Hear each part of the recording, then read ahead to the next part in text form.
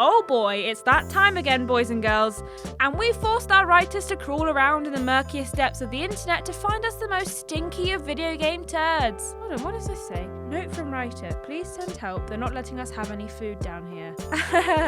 Oh, just ignore that one. I can assure you that the pen that we keep our writers in is perfectly humane. Anyway, for this list, we're looking back at the year 2006 to find the games that were dubbed worse than most by critics. You know the drill, in order to qualify, a game must have been reviewed at least 7 times.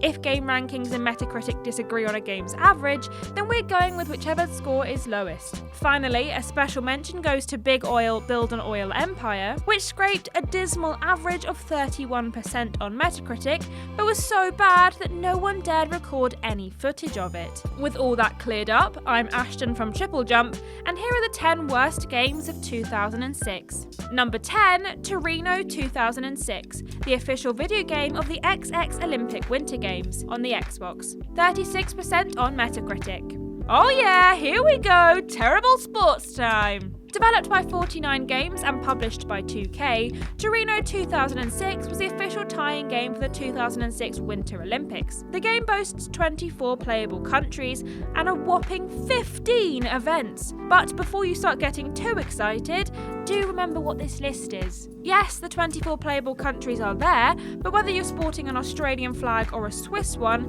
it makes not one iota of difference. The 15 different events touted by the game is also a bit of an untruth, as many of the events are actually just repackaged versions of others in the game. Luge is pretty much the same as the 2- and 4-man bobsleigh, and speed skating appears as 3 separate events. If players could get over the flagrant lies peddled by Torino's marketing team, they were greeted with a game that just wasn't very fun to play. Admittedly, it did eschew the standard button mashing players had come to associate with similar titles, but the mechanics that filled the void, i.e. trying to correctly time certain manoeuvres, or steer your creepy little avatar, I mean honestly, what is that face? Were just kind of dull. Still, at least it was more interesting than watching the curling. Number 9, Tenchu, Dark Secret, on the DS. 34.35% on game rankings.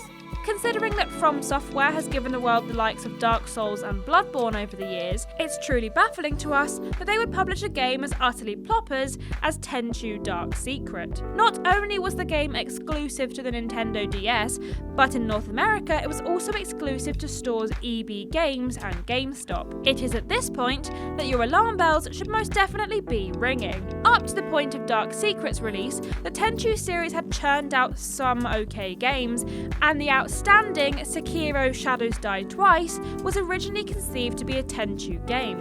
Sadly, it all went wrong with Dark Secrets, with critics lambasting pretty much everything about it. One of the main problems was the stealth element, which was shoddily implemented thanks to the top-down view, meaning that half the time players couldn't even see the enemies they were actually trying to avoid. There were also issues with the level design, which players found to be incredibly repetitive. The ones that did try and carve out their own identities suffered from a variety of problems that ended up rendering the game near unplayable, meaning that Dark Secrets was boring at best and broken at worst. Number 8, March of the Penguins on the DS. 34% on Metacritic.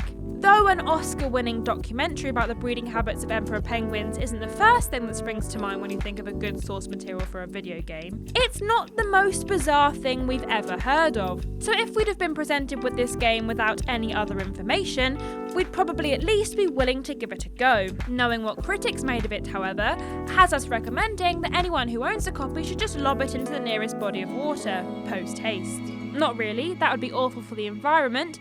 Please dispose of your horrible games responsibly. March of the Penguins has been likened to Lemmings, only without any of the fun. The aim is to guide a bunch of penguins across the Arctic tundra by completing a series of puzzles in each level. After each level, players are rewarded with a penguin fact, a prize that is sure to get anyone rushing down to the shops to get a copy. The main problem was that it was far too hard for the kiddos to complete it, yet it was clearly meant to be an edutainment game, so there was nothing to hook adult players. Trust me when I say, this one was better off left out in the cold.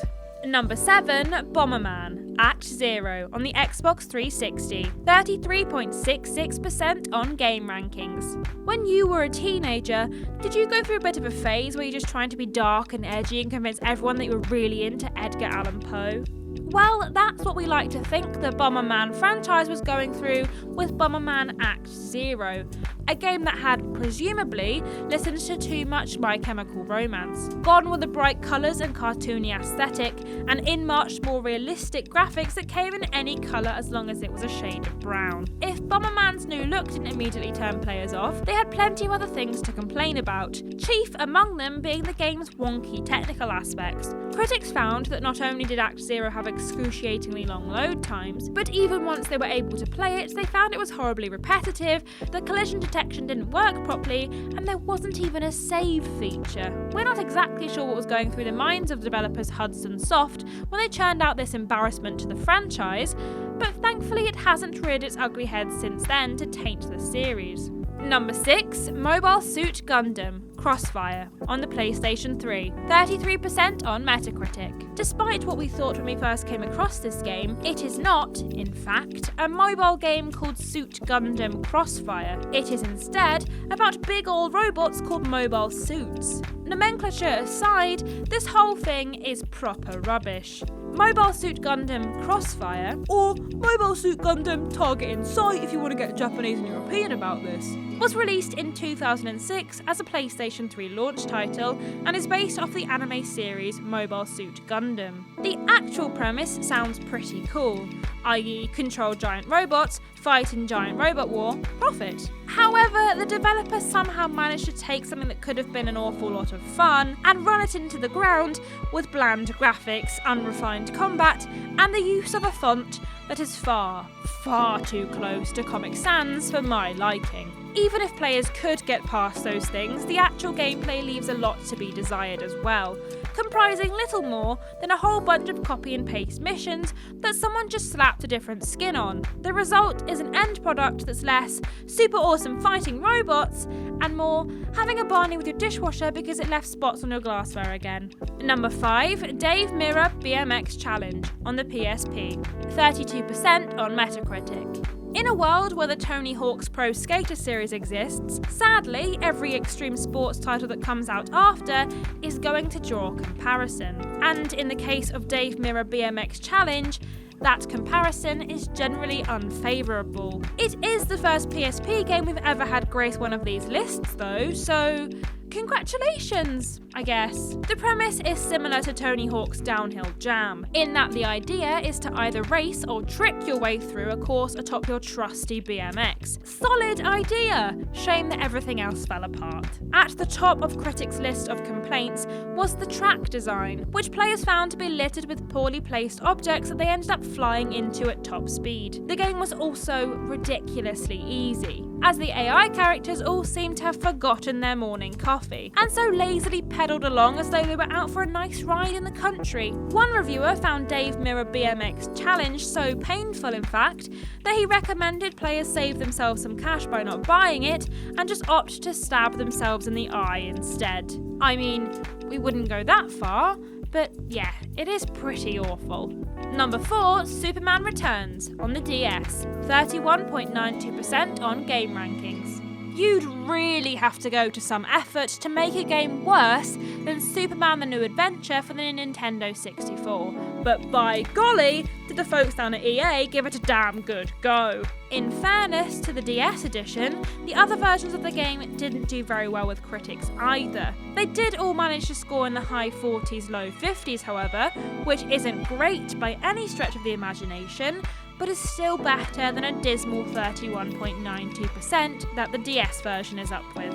Superman Returns plays out like a board game, and since Supes himself is basically invincible, the only way to fail is if Metropolis doesn't survive. It's not a bad premise in theory, but the execution was marred by clunky, unresponsive controls and glitchy, poorly designed levels, both of which make it hard for the players to do what they need to do in the allotted time. To add insult to injury, the graphics were dismal, the music was repetitive and generic, and the sound effects were completely painful. Fortunately, Superman Returns for the DS only had about an hour's worth of content. so even if you did subject yourself to it, at least your agony would be short-lived. Number 3, American McGee presents Bad Day LA on the PC, 28% Metacritic. Despite success in his previous ventures, having done some level design for both Doom and Quake 2 before going on to release the well-deserved American McGee's Alice, the eponymous game designer's projects haven't all been winners, and Bad Day LA is a fine example of one of McGee's utter clangers. The plot of the game follows Anthony Williams, a homeless former Hollywood agent, who must traverse a disaster-ravaged Los Angeles in order to save his own bacon. The game was attempting to be political satire, however, by all accounts, really missed the mark. Aside from the usual suspects, i.e. poor gameplay mechanics, shoddy visuals, and wonky sound design and voice acting, most critics took offence to the crass humour. One reviewer went as far to say that Bad Day LA was so tasteless that he wanted to scrub himself with Lysol after getting up from his computer, and dubbing it nothing more than a bad Postal clone. Which is saying something, considering Postal isn't all that great either. Luckily, it seems that McGee was able to take all the criticism on the chin, as it hasn't stopped him from going on to create a whole bunch of not awful games since. Number 2, World War II Combat, Iwo Jima, on the PC, 26% on Metacritic.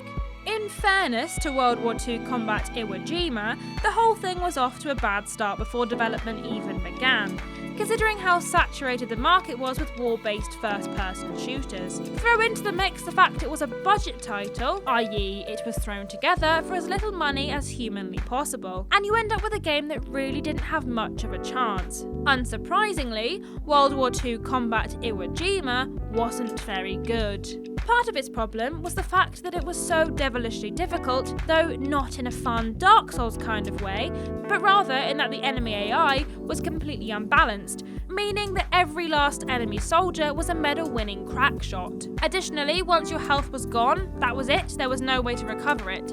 Now, we're all for realism and everything, but this felt like the video game equivalent of the first 20 minutes of Saving Private Ryan. Not good. If players were able to redirect their attention from their internal organs exiting their bodies at lightning speeds, they'd have also noticed the terrible graphics, which even for a low-budget title were incredibly poor. Probably best to leave this one in the bottom of the bargain bin. And number 1, Terror Wars, New York Invasion, on the PC, 24% on Metacritic. Oh boy, wasn't 2006 a bad year for PC gamers? Yes, indeed. Completing the trifecta of horrible PC games for the year 2006 is Terror Wars New York Invasion, a first-person shooter developed by Lady Luck Digital Media. Though Lady Luck herself clearly wasn't on their side when they churned this one out. Players step into the shoes of John Armstrong, a medical student who's been drafted into the National Guard after aliens set their sights on Earth. Or at least, that's what the box tells us. The narrative within the game is basically non-existent. At no point does Terror Wars explain who the aliens are, why they're invading, or what exactly it is that they want, and so audiences were just left to blast them away and hope for the best. A lack of story doesn't necessarily a bad game make. However, Terror Wars is a bad game. All the missions are repetitive, the sound is hideous, and buffs, power-ups, and health seem to spew from every polygon with reckless abandon, meaning there's very little in the way of challenge. Speaking of polygons, the entire game has approximately 4. There was absolutely nothing good about this game, and we're just surprised it got as high a score as it did. Terror Wars? More like Terror Bull Game. Got 'em!